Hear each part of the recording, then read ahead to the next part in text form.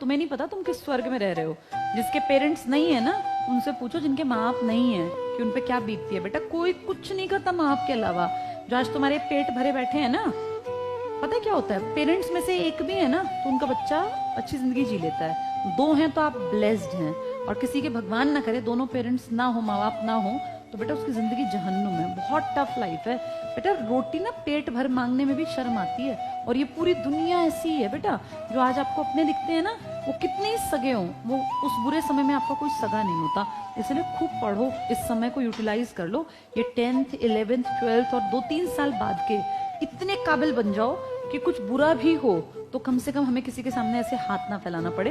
ये ना कहना पड़े कि मुझे वहां की फीस भरनी है, चाचा जी पैसे दे दो, या ताऊ जी पैसे दे दो, या मौसी पैसे दे दो, या मामा पैसे दे दो। बेटा कोई भी हेल्प नहीं करता। पूरी दुनिया की यही सच्चाई है। तुम जितनी जल्दी समझ जाओगे उतना बढ़िया। और बेटा बताऊं, बुरा समय किसी का कभी भी आ जाता है।